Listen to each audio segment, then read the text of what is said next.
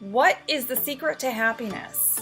Happiness is measured by how I see the world and how I interact with the world, not how the world sees and interacts with me.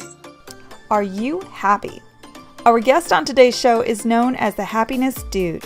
He is a world expert on unleashing the power of happiness. He is an adjunct professor at Grand Canyon University, where he teaches leadership development and organizational change. He has over 15 years of major international corporate leadership development experience, which is why he is often tapped to be a keynote speaker at events. He has developed a scientifically based program called the Happiness Breakthrough that elevates happiness and improves productivity, which he teaches through workshops, webinars, retreats, and executive coaching. Today, he's going to be sharing with us ways to move past failure and plateaus through productivity tools, mindset changes, and character tweaks. Well, welcome, Dr. Mark Leonard. I'm so happy to have you on our show today. Let's jump straight into it. What is happiness? How do you define happiness, and how have you heard others define happiness? Thank you, Rebecca, and I'm really excited that we have the opportunity to talk about my favorite subject, happiness, right? It's been my work, it is my focus, and it is what gets me up in the morning, is finding ways to elevate happiness. And so what is happiness? For me, happiness is an ability to interact with the world, an ability to have all the trials and tribulations, all the things that pound down upon us on a constant and daily basis, and being able to move forward, and also being able to see the world in a way that I believe we're intended to do. Now, some people would say, okay, that's rose-colored glass. No. I see the negative. I see the difficulty. But what I want to do is I want to see people being able to move through and mitigate life in a way that allows us to have happiness and joy, that allows us to work with our own weaknesses to strengthen ourselves. And I see happiness, if I was to define it, it would be a manner in which we view the world that brings happiness and joy so that we may overcome our daily obstacles. So given that, Mark, what causes unhappiness? What are the top 3 things that you see leaders struggle with? We tend, as human beings, to live in a life of lies. Wow, right out the gate, I'm just going to call us all a little bit of a liar. And the reason why is I have found that most of us have a really loud, blaring voice that is just screaming at us. And it's this voice of, you can't do it, you shouldn't do it, you don't deserve this, you couldn't possibly give value to the world, you couldn't possibly be that strong, that smart, that beautiful, that whatever. You're not what you think you are. And that voice is constantly bombarding us. And my goal is to help us recognize that voice and be able to move past it and to call it for what it is. And so the very first thing that I see that causes unhappiness is we listen to that liar inside of us. And I think that's probably the core of what I see that causes most people to be unhappy. Now, there are also other things that cause us to be unhappy. There are terrible, terrible circumstances that many of us are going through. And what I have found is in our life, we tend to carry this huge amount of baggage, and it's always the heaviest because it's ours. And we're willing to carry someone else's baggage, but when it comes to ours, we believe no one else can help us, no one else can really experience, and many of those baggage pieces are embarrassing, or we don't want other people to know. And so that second thing that causes us to be really unhappy is living in this world of, I am alone. You and me and other people all have trials, and guess what? We have them every single day. Even the most successful people you see still have trials because that's part of our human existence. So those would be my top 2. The third one that I see that causes us to be unhappy is not only are we lying to ourselves, not only are we trying to carry our baggage alone, but we're also looking at the world saying, no one gets me because I'm unique. And we are unique. We're absolutely special and different, just like everyone else. And that's not a negative thing. That is the beautiful thing about each of us. So the third thing that I find that causes us to be unhappy is we don't share. We don't talk because we're led by fear. We're led in this world of, I don't think, therefore I can't be, therefore no one is going to care. And if we could just unleash and figure out who we are and realize that lots of other people have trials, tribulations, stories, difficulties, baggages, skeletons, etc., then we will find that we have relationships with other people that will be deepened because we have a commonality. That's really powerful, Mark. So we know that people go through these trials and tribulations, and oftentimes they aren't successful. So in what ways have you seen people seek happiness that have failed, and why have they failed? We set out these huge, amazing, great, brilliant goals, and we write them up in the stars and say, this is my New Year's resolution. And then about 3 weeks in, that New Year's resolution drops considerably. And suddenly we're not going to the gym. We're not being proactive. We're not doing what we intended to do. By about 6 months into the year, 90% of all New Year's resolutions are completely gone. There is no one at the gym. And by the end of the year, only about 2 to 3% of people actually complete their New Year's resolution. And yet, come January 1st, we're ready to write that resolution up in the stars again. Well, what happens is we fall into the psychological state of, I'm going to try something. I failed. I give up. And then we wait. I'm going to try something. I failed. I gave up. And then we wait. And that goes into our psyche time and time and time again. Well, if we could have someone or something help us to keep being held accountable to our goals, you're going to be more likely to achieve them. You're going to be more likely to be happier because you have someone that you're holding hands with, that it's going to help you and it's going to hold you accountable. And I find that that is such a powerful piece of happiness is found in our outside, not on our inside. We could have depression, we could have anxiety, we could have bipolar, we could have difficult times. We have all of these things in our immediate family. And yet we could also have great and phenomenal happiness because as you look outside and not inside, you see greater opportunities to serve, you see greater opportunities to help, you see greater opportunities to be successful. So as you change and you have an accountability partner that's going to help you get there, you're going to be more successful.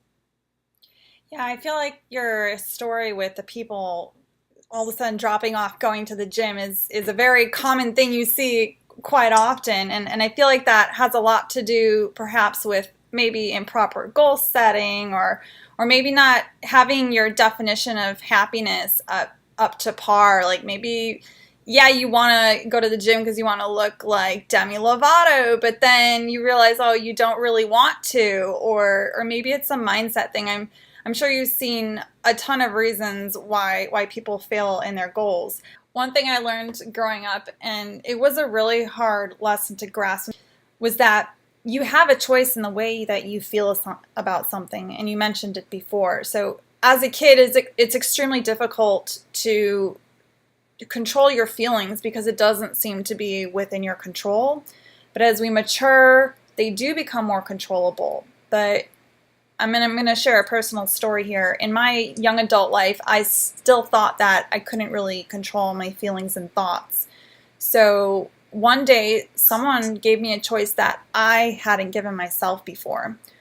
I was applying to colleges, and getting in felt like life or death, and that was the fate of my future in the hands of these admissions committees. And when I found out that I didn't get into my top choice colleges, I was devastated. And all of a sudden, a very, very different life path was lying before me that I didn't want to walk down. But then I realized some of the most successful people in this world didn't go to world-class universities, much less any college at all. So I could either be unhappy with the outcome, which I had no control over at this point, or I could choose to be okay with it and move forward. And moving forward would be the only way I could perhaps direct my path back to my original vision. But staying still at this intersection was not a future either. Life goes on with or without you. So at this point, I realized just because something didn't go my way didn't mean I lost control. It just meant that I had reached a dead end. But I still had the power of choice. I could choose to be unhappy and turn around and find another path, or I could choose to be okay and choose to find happiness in other areas of my life, such as in the things that we just mentioned, as I turned around. So either way, I was going to turn around and start down a new path, but how I wanted to feel about it was up to me. And I could be sad doing it, or I could be happy doing it. And of course, everyone wants to be happy. So if that's the case, then what I recommend to everyone is just do something else that makes you happy. There's always another path.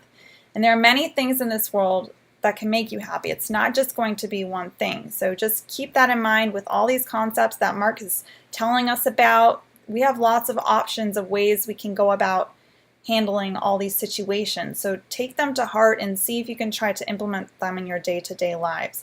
You know, isn't that marvelous that you didn't get into your top choices? It really is, because look where you are today. Look at where we sometimes approach this world and we say, oh, man, what if? Or, oh, this happened to me. And we live in this reactive state.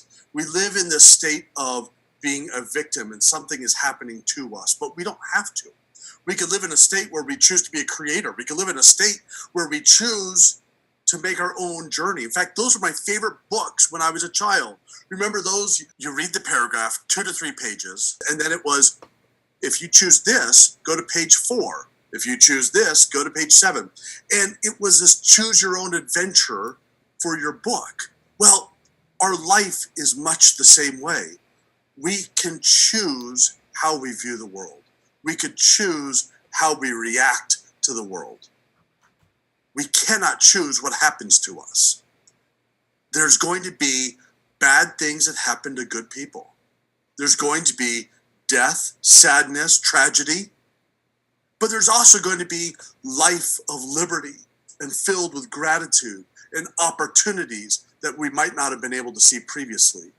So for me, I love your story. I love that feeling. It felt like life or death, but you know what? Look where you are now. You're there.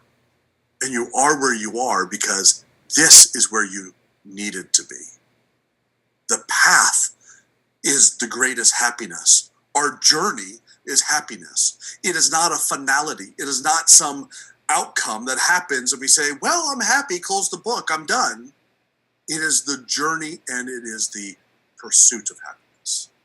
Well, thank you, Mark. But I'd like to kind of take it back a step and go back into your life. And I want to ask you, how did you end up down this fascinating path, Doctor of Happiness? That's quite a title. I didn't even know that was an official job, but it seems like a very fun and cool, happy job. But I just want to kind of dig down and figure out what kind of triggered your desire to help others to become better leaders through happiness, whether that was a particular person, certain experiences, or events. Yeah, absolutely. So an interesting path for me.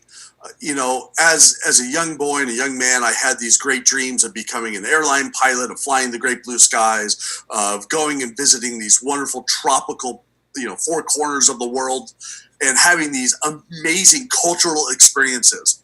Well, as life would have it, my goals changed, or at least my focus changed. And I found myself getting into computers, and then I found myself getting into the science of learning, of how people psychologically learn and create learning environments to help them be more successful in their learning. And I found that to be absolutely phenomenal. And I loved it.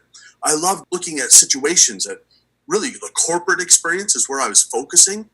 And I loved seeing a group, a team come together and learn something and improve their performance and their productivity. I thought, wow, this is fantastic. But also at the same time, I had this really difficult experience with a boss who and we've all heard this adage, right? People don't quit their jobs, they quit their bosses. And this was that scenario for me. I was looking at the world and I'm going, I love what I do, but oh man, I hate Mondays. Oh, and also Tuesday, Wednesday, Thursday, and Friday till about noon. It was terrible. Yet I worked for this amazing organization that I loved what they did. I loved how we interacted, but I had this boss that just made it miserable for me. And I was just dying. And I said, one day I just went and I said, please give me some feedback. Good, bad, I don't even care what. Give me feedback. How am I doing? And the feedback that they gave was 0. And I went, this is a terrible way to live my life. I'm striving to help, and yet I have no idea if I'm swinging the ball or if I'm in a totally different arena. I have no idea. And that was a painful experience for me. So I decided, fine, I'm going to change what I'm doing. So I decided to go to college because I wanted to teach leaders how to be better leaders. I thought, this is a great thing to do. I'm going to go get my doctorate. I'm going to go teach at a business school, and I'm going to shape the next level of leaders. And that's what drew me into this. But funny thing happens along our journey. We sometimes are on the train, but we decide to hop off to go sightseeing. And so along my train ride journey to becoming a professor, I realized I didn't want to shape the executives. I wanted to shape everyone else, because those are the ones that need to understand leadership, because those are the real future leaders of their organization. I didn't want to only teach MBA students, which I think is fantastic. And by the way, I do that as an adjunct professor because I want to give. I took my journey from wanting to become this great academic, doing all this research, to I want to handhold and I want to help individuals. I work with executives all the time. I do executive coaching. I go and I work with sales teams to help them improve their sales. I go and I work with lots of leaders and teams from lots of different companies. But my greatest impact and my greatest joy is seeing the individual make improvement and change. And that is kind of how I got into this. It was that idea of helping, but I just found a different way to do it. I'm just absorbing everything that you just said right now. So it seems like your story with having a horrible boss, I think that's something that a lot of people can relate to. I was also in that same situation more than one time, unfortunately. And I just feel like that it's definitely almost like an epidemic where you get someone who doesn't necessarily know how to manage people, and they're more focused on themselves and climbing the ladder than on bringing their team up with them. And a lot of times I don't see those people move forward very quickly. And I think the reason behind that is you can just get so much more done when you have a whole team of people behind you who feel empowered and really believe in you. So I definitely think that's a really great thing that you're doing, is not only just helping the executives get better as leaders, but also helping those line managers as well. I did have a question for you. So when you decided at that moment where you needed to make that change and you established that goal of I need to get out, I need to change, I need to do something different, what kind of process did you use to get there, and how long did that take? I know a lot of times when people do some kind of career move or whatnot, that can take quite a bit of time and patience, and not everyone has the ability to hold on for that long. So I just wanted to kind of go through your processes and how you stayed with it. Yeah, absolutely. So I knew I wanted to change, and I didn't want to wait until that proverbial January 1st happened. I didn't want to wait for a new calendar year to roll around for me to make a change. And I did one of the craziest things I've ever done in my life. And yet I look back and it's exactly how I have led my life. I went home and I talked to my wife, Becky, and I said, sweetheart, I want to go back to school. And she said, yeah, I know this about you. Now I'm the consummate learner. That's all I want to do is go to school and learn. And so I thought, this is going to be great. Yes. So, okay, I want to go. And I looked it up and I found the school I wanted to go to. I chose Pepperdine University for their doctoral program. They're ranked one of the highest in the country. I think they're number 2 or 3 for leadership. And I thought, this is where I want to go. And here was the problem. This was June and school started in August. And so I looked at her and said, I have to take the test. I have to take this entrance exam. And I think it's in 2 days. And she looked at me and she said, I know you can do it. And she was my absolute cheerleader. So I said, well, if my cheerleader knows I can do it, well, I'm going to trust that a lot more than those voices inside of my head that are yelling and screaming right now. So I just went and I did it. And I applied within like 3-4 days. And next thing you know, I'm down there in Malibu starting off my doctoral program just this is 2 months later. I'm going through this major life change. And the way that I did it, I know I can make a difference. I don't know how, and I don't know exactly what, but I know I can make a difference. And if I know that, and dang it, if my wife knows that, then hot dang, I'm just going to go for it. So funny thing happens at semester 2. It gets really, really hard. Now, I knew I had my cheerleader standing by my side helping me out. And I knew I had family support. And I knew I had friend support.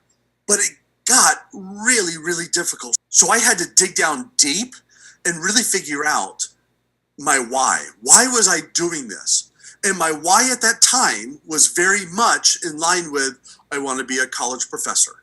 I want to go write my award-winning book, which, for most college professors is probably some sort of a textbook. But I wanted to go do something, and I knew that, but that wasn't my why. My why was I wanted to see people happy, and I wanted to see people overcome. And so I was just using this as a vehicle. So how did I stick with it? I knew way deep down inside that I had something to offer. And I knew, do you remember those old Rocky movies? And remember when he's talking to his wife, Adrian, and he's like, there's something burning deep down inside. And that's the only way I could explain it. There's something burning deep. I didn't know what it was. I didn't know how I was going to get there, but I knew it was burning. And for me, if it was burning, I had to address it because otherwise I was going to live a life of regret. And that was the last thing I wanted to do, is continue to lead a life of regret. Because up to this point, I was taking so many safe roads, so many safe choices. And I wanted to do something because it just burned deep inside of me. My why gets deeper and deeper every single day because I see people hurting. I see these amazing MBA students and master's level students that come to my class, or I go to and I perform these workshops, and I speak to women's groups, and I work with these leaders, and I see so much pain. And my why is driven by I want to see someone smile. And it goes back to a promise I made my wife when I asked her to marry me.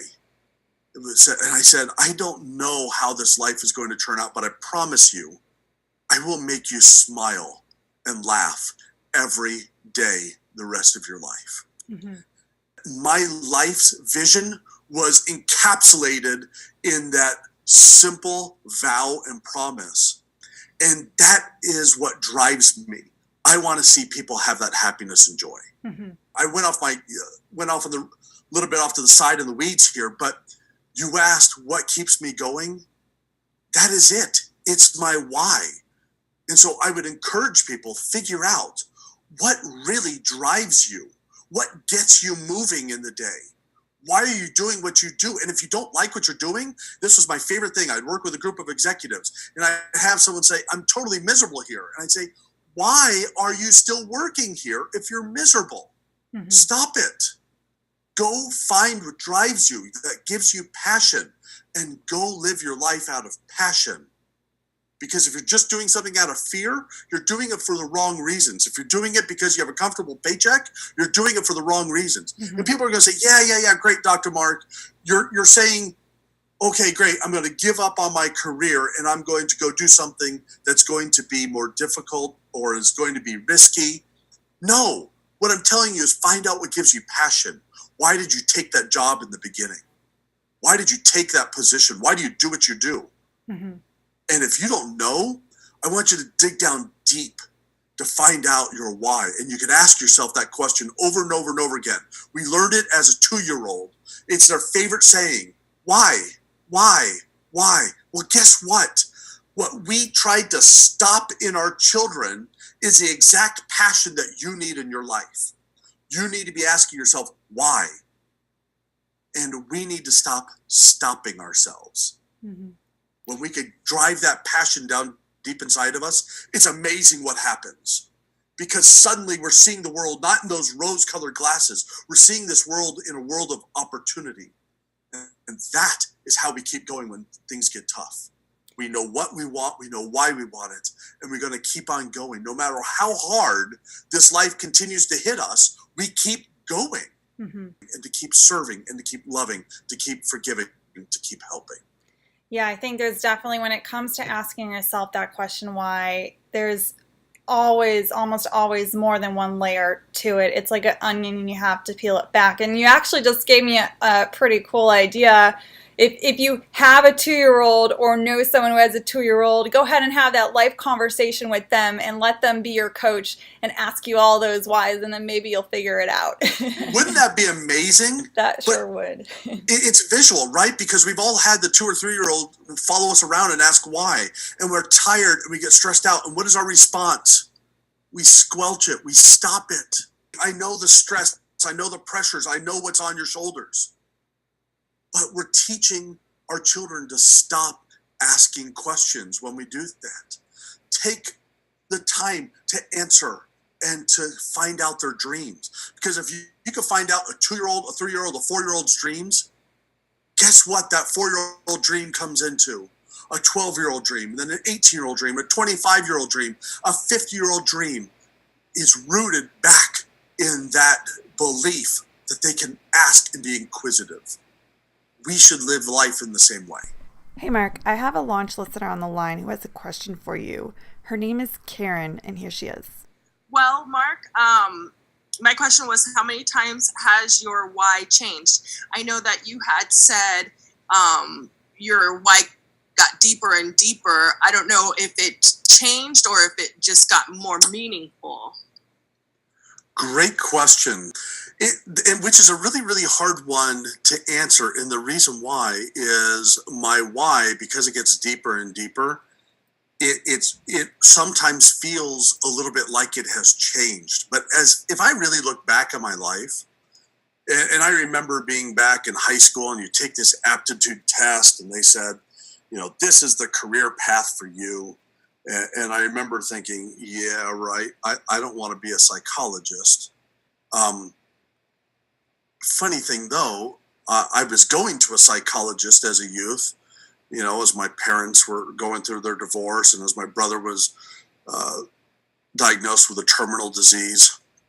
And I thought, no way do I want to be a psychologist. And it's kind of funny. I'm not a psychologist, yet I use a lot of the same psychological practices. And my why, I think, has only gotten deeper and deeper. And I've always wanted to help people. I think the avenue or the vehicle that I've used to help people has changed, but the end outcome never has. And that is, I want people to feel loved. I want people to feel successful. And be it if I was going to be a professor, or if I'm going to be a consultant, or if I'm going to have the happiness dude and do workshops and keynotes or whatever else I do, the end game is the same. And that is, I want to help people because I want people to feel loved. And I think my why has always been that. And I think that's how you know you have found your calling, because your end game does end up staying the same. Oftentimes we're always in search of that end game, and it can change from time to time, which is normal. But once you start to see that I'm still doing something different, but the end game is the same, you know you found your calling. So your program definitely encompasses all of these things that you're talking about, but I also know you mentioned it's based on a specific psychology, and I wanted to know what that psychology was. What were the alternative methods you could have used? And why did you pick the one that you use currently? A great question. So for me, everything is rooted in positive psychology. And Martin Seligman is kind of the forefather or grandfather of positive psychology when he sat there in 1988 as the president of the APA, and he stood up on stage for the national conference and to all of these psychologists, and he's calling them to a form of repentance. He says, you're doing it wrong. See, your method is all about finding what's broken, fixing it. But then what happened in World War II, because this is when this motto really started, what happened in World War II is they would fix it and then they would lose their clients. Well, they needed to keep breaking it so they could fix something else so they keep on getting paid. Now, boy, that sounds like a cynical way, happiness dude, to look at psychology. Hey, look, I believe in positive psychology, and that is a rising tide will lift all ships. See, when the tide comes in on our lives, everyone can go up and down with the ebb and flow of the tide. I choose to look at the rising tide as a new opportunity to be undocked so that we could go on our journey. I want to not only look at what's working well and what we need to improve upon, but I have found that as we focus on what's working well, guess what happens? Those things that we need improved upon raise up with it at the same time. See, if I go look on someone's strengths, this is why Strength Finders is so powerful, right? Clifton did an amazing job with this whole idea of what are your strengths and focusing on it. I'm looking at what's called psychological capital that looks at these 4 different psychological constraints. And a constraint is just, we'll just say it's a field. I look at hope, efficacy, resiliency, and optimism. And my program is based on these things. I want to give people hope, and there's a whole psychology behind it. Efficacy is confidence. I want to give people the confidence to know that they can do it. I want to help people see that they're resilient. They have this ability to bounce back. And I want them to see optimism. I want them to see that there's a better path, a better way, and a way to move forward. And all 4 of these things work together in a positive psychology method that will enable them to make improvements in their life. The other thing I do is I'm always focused on outward mindset versus inward mindset. See, if you go back to the beginning when I was talking about the lies we tell ourselves, that's very, very internal. That's our inward mindset. It's closing these blinders around, and we listen to that. Yet we all have a champion in our life. We all have someone that has cheered us on at some point in our life. Is it grandma, grandpa, mom, or dad? Is it your best friend? Is it a professor? Is it someone down the street? There's someone that is championing you, that wants to see you succeed.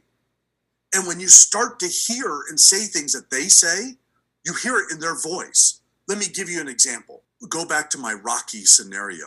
At the end of his match, he's beaten up and he can't see. And he says, "Yo, Adrian." But I bet if you've watched Rocky, you didn't hear the words, "Yo, Adrian." You heard Sylvester Stallone playing Rocky in his voice, saying with all of that passion, "Yo, Adrian." And it is amazing what happens when we hear it in someone else's voice. And because voice has the ability to push out our own. So we need to be able to see from positive psychology the voices that have greater impact for us to improve, not the impact that causes us to break. So your program is based in a scientific method. Can you tell us a little bit about the science behind it and why it is so effective? There are lots of great methods, and there's lots of great scientific methods, and I'm not going to discount any of them. I'll just talk about what mine is doing and how it works. One, we have different types of learning styles. Think back, my master's degree and what I did for many years was all about looking at how people learn and creating learning environments. I want to look at and create a system that helps people learn and keep progressing forward. And I do it through a couple different methods. One, there's going to be videos, there's audio, there's something written, there's also a community. All of these things work together. Oh, and there's individual help. All of these things work together to help someone be successful. If I did nothing but visual, I would miss a great many of our learners. If I did nothing but a community, it would be a great party, but we would be missing opportunities elsewhere. So we have to have all of this together. We have to have video, we have to have audio, something to read, different learning styles. We have to have a community. We have to be willing to be experiential, go and find something, do something, be tactile, have assignments to go partake of and do. When you put all of these together with your accountability of the community, you're going to see longer lasting change happen, because it's not about January 1st. It's about every day of your life. Okay, so one of the things that I do with executive teams or even sales teams is I will go in and I will do an assessment, a scientifically based assessment. That means it's valid and reliable.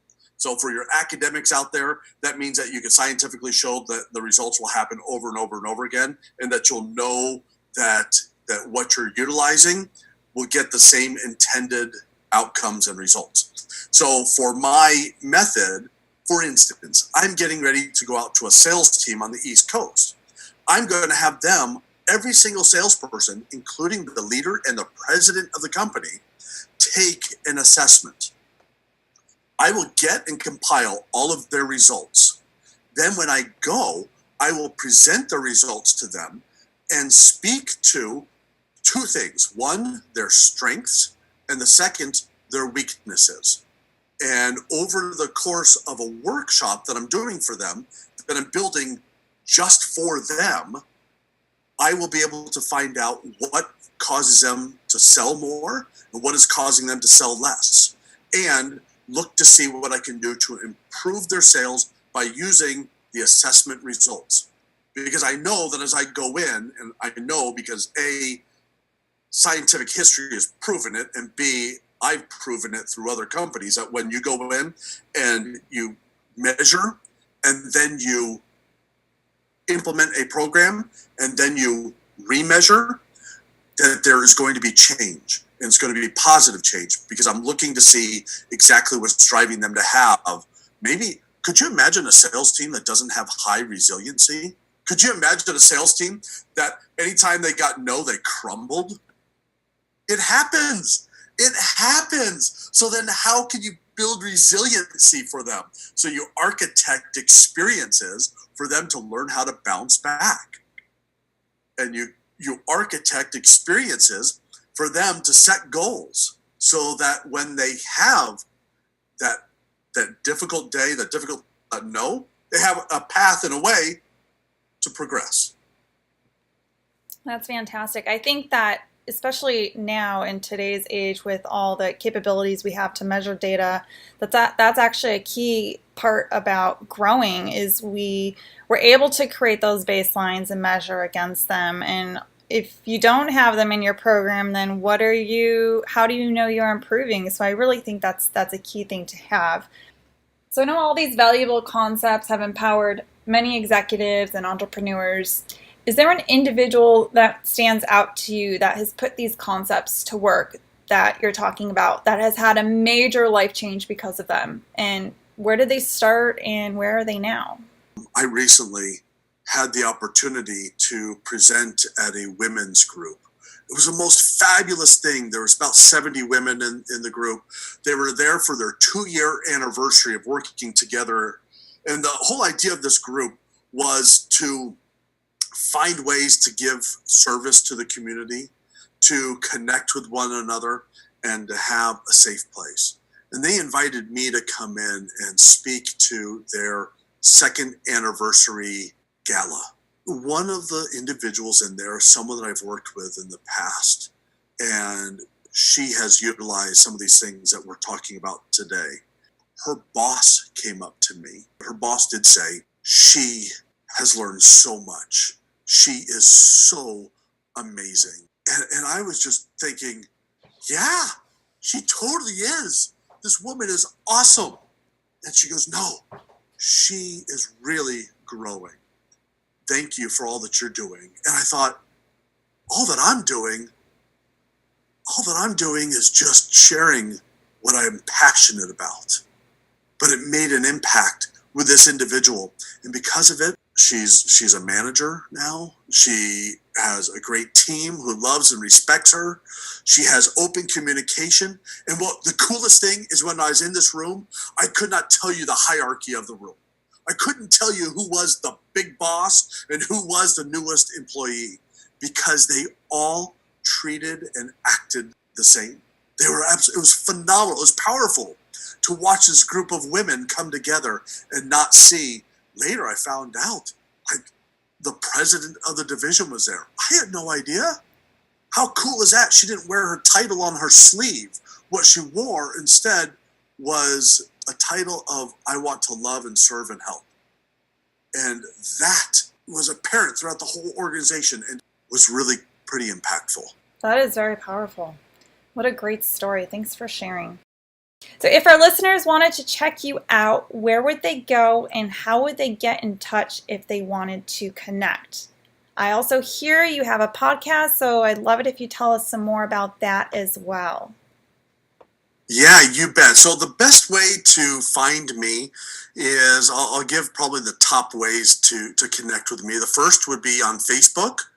Go to The Happiness Dude. Or on Instagram, I'm also listed as The Happiness Dude. Or you can go to my website, which is thehappinessdude.com. That's probably the easiest way to get in touch with me, is any of those. I do have a podcast. What I do on my show is I ask real people about their experiences.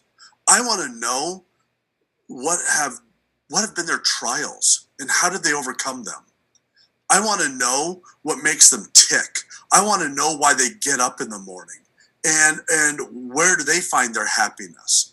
And so I ask questions and I talk with some great people. I've had people on that are multimillionaires down to just folks like you and I and everyday people. By the way, the millionaire, coolest thing, everyday people. They're just like you and I. They just have the same cares and concerns and troubles and trials that you and I have. And it's the greatest thing. And I love just getting to know people. So on my podcast, it's centered around that. And so I'd love you to come check it out. It's called, are you ready for this? The Happiness Dude. It's branded the same across everything because it makes it easy. But it is the Happiness Dude podcast, and you can find me on iTunes, Google, Stitcher, a couple of other platforms, Spotify, things of that nature. But you're welcome to come check me out there, or come check out thehappinessdude.com. And I even have a weekly newsletter that I send out, happiness tips. And they're just really quick, easy tips that you could utilize that week. This week, we talked about tension. And isn't it marvelous that a guitar string, we often talk about tension and how difficult it is, but without tension, that guitar string would not hum. We need to have that in our life. So if that's the case, how do we utilize it so that we can be as beautiful as a violin? Well, thank you, Mark, for sharing with our audience all of your wonderful tips on how to be happier, a more productive leader, and showing us how we can take control of the professional and life paths we take. Hey, thanks for listening. Don't forget to download the next episode so you can listen to it on your next commute or trip. You can access more great insights and other goodies on our website at launchitspot.com. You can sign up for our newsletter there, which will notify you when we post the new goods. And of course, we always appreciate shares and likes by our listeners. Did you know that you can be featured on Launch? We are always looking for interesting people who are striving to become better leaders, as well as subject matter experts in any of our content categories listed in our nav bar. Believe it or not, your story can inspire so many people. All you have to do is quickly apply on our website and we'll be in touch. Now, how are you going to lead the world?